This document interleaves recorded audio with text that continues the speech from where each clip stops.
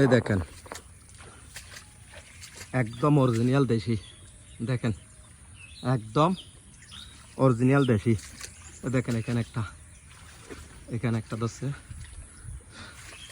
দেখেন